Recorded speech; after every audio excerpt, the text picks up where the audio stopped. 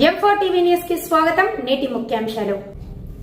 M4 TV news ప్రేక్షకులకు నిజాయితీగా, నిర్భయంగా ఎప్పటికప్పుడు తాజా కబుర్లు, భక్తి గీతాలు m4tvnews.com వెబ్సైట్ యాప్లు ప్రచురితం, ప్రత్యేక ప్రసారం చేస్తుంది. వార్తలు, ప్రకటనల కోసం సంప్రదించవలసిన సెల్ ఫోన్ నెంబర్లు 9666665026 9014163335. ఓం శ్రీ గురుభ్యో నమః. అందరికీ నమస్కారం అండి. ఈరోజు మనం ఉత్తరకాండ మూడో భాగం తెలుసుకుందాం. ముందుగా గణేశుని ప్రార్థన. శుక్లాంబరధరం విష్ణుం శశివర్ణం చతుర్భుజం ప్రసన్నవదనం ఛాయే సర్వ విఘ్నోపశాంతయే.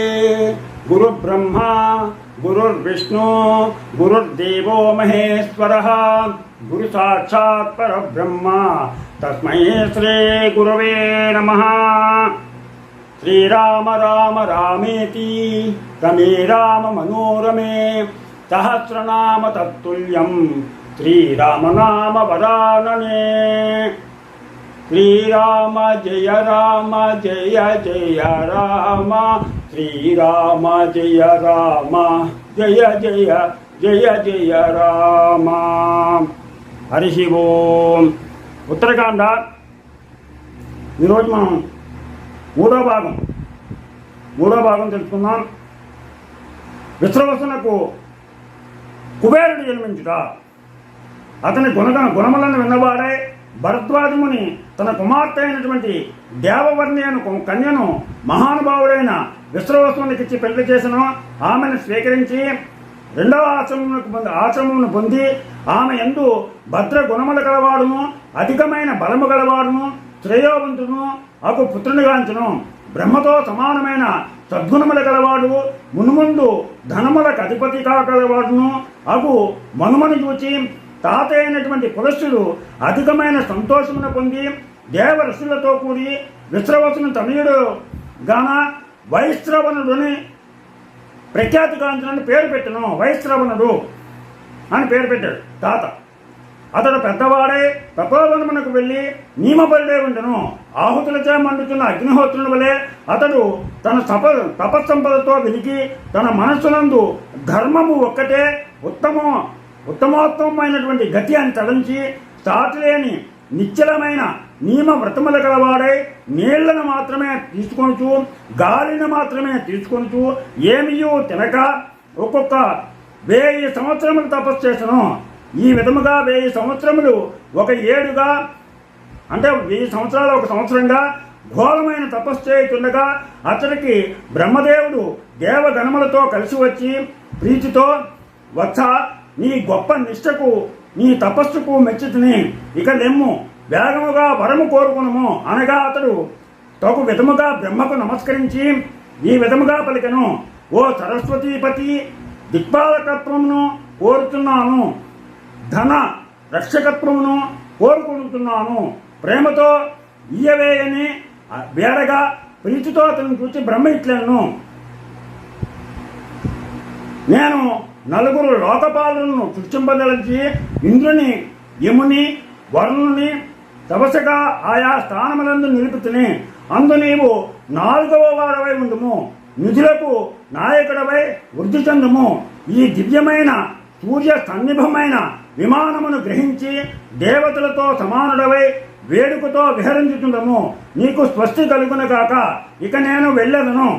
నీకు 2 వరములు నిశ్చయితే నేను కృతకృత్యుడనైతునని చెప్పి దేవతా సంగములతో కలిసి బ్రహ్మ తన నివాసమునికేకను. ఇట్లు బ్రహ్మ వరములనిచ్చి వెళ్ళగా వైశ్రవణుడను తన తండ్రి చెంతకేకి చేతులు జోడించి బ్రహ్మ ప్రసన్నుడై ఇచ్చిన వరములను చెప్పి, తండ్రి, ఆ బ్రహ్మ నేను నివసించులకు ఒక చోటును చెప్పడాయను. నాకెల్లప్పుడూ సౌఖ్యమునిచ్చినదియో బాధలు లేనిదియో ఒక నివాసమును చెప్పవే అని ప్రార్థింపగా ఆ ముని దక్షిణ సముద్రమునందు త్రికూటాద్రి అను పర్వత శృంగమున సుందరమైన లంకయ్యను, ఒక పట్టణము రాక్షసుల నివాసము కొరకు పూర్వము ఆ దేవతా శిల్పిచే నిర్మింపబడి ఎంతయో అందము గలదియే ఉన్నది. నీవు అనుమానింపకము. అది భూమియందు ఇంద్రుని పట్టణము వంటిదై ఒప్పుచున్నది. స్వర్ణ ప్రాకారములతోనూ శస్త్ర యంత్రములతోనూ కూడిన పరికతోనూ వైడూర్యములతోనూ కూడిన బంగారు తోరణములతోనూ చాలా శోభిల్లుచుండును. పూర్వము శ్రీహరికి భయపడి రాక్షసులు ఆ పట్టణమును విడిచిపెట్టి వెళ్ళి రసాతలమును చేరుడితే ఇప్పుడు ప్రభువు లేక ఆ పురము శూన్యమై ఉన్నది. అది సుఖకరమైన బాధలు లేనిదై దోషరహితమై ఉన్నది. కాన నీవు దానిని నివాసముగా చేసుకొనుమని తండ్రి చెప్పగా ఆ మాటలకు సంతోషించి లంకకు వెళ్ళి అందు అనుమానము లేక రాక్షస సమూహములతో కూడి అనేక విధములైన ధన సమృద్ధితో కూడి ఇష్టము వచ్చిన విధముగా ఉండును. ఇట్లు ధనాధిపతి సముద్రమే పరికగా గల పురమునందుండి యోగుల చేతను దేవతల చేతను స్తుతింపబడినదియు దేవతా స్త్రీల విలాసములతో కూడినదియు అయిన పుష్పక విమానమునందు పద్మమిత్రుడైన సూర్యుని వలె కిరణములతో వెలుగొందుతూ తండ్రి యొద్దకు వెళ్ళి వచ్చుతూ సంతోషమును కలిగించుచుండను. పుష్పక విమానం ఇచ్చాడు కాబట్టి బ్రహ్మ ఆ పుష్పక విమానంలో తండ్రి దగ్గరికి వెళ్ళి వస్తూ ఉండేవాడు. ఇలాగ లంకలో చాలా ఆనందంగా కాలం గడుపుతున్నాడు. దీంతో ఈరోజు 3వ అధ్యాయం పూర్తయింది. రేపు 4వ అధ్యాయం తెలుసుకుందాం. మీరందరూ కూడా ఈ ఉత్తరకాండ రామాయణం వచనం నాకు తెలిసినంత మేర మీకు అందరికీ కూడా వారు రాసిన చదివి వినిపిస్తున్నాను. దీనిలో ఏ విధమైనటువంటి నా వలన దోషాలున్నా నన్ను పెద్ద మనసుతో మన్నిస్తారని నా యొక్క ఈ చివరి దశలో కోరిక ఏంటంటే 10 మందికి ఎంతో కొంత తెలియని వాళ్ళకి తెలిసిన వాళ్ళకి మహామేధావులకి మనం చెప్పేంత వాడిని కాదు, ఏదో చిన్న రేణువు లాంటి వాడిని. తెలియని వాళ్ళకి ఈ వచన రూపంలో చదివి నేను వినిపిస్తే వాళ్ళు కొద్దిగా తెలుసుకుని ఇంకా తెలుసుకోవాలనే కాంక్షతో ఇంకా ఉత్తమమైనటువంటి మహానుభావులు పెద్దల వద్ద వెళ్ళి తెలుసుకుంటారు అనేటువంటి వాళ్ళకి ఆ కోరిక కలగజేయడం కోసం నేను దీన్ని ఈ వృద్ధాప్యంలో చదివినిపిస్తున్నాను. దీనిలో తప్పులు ఏమైనా ఉంటే పెద్దలు పెద్ద మనసుతో నన్ను మన్నించి ఆశీర్వదిస్తారని కోరుతూ,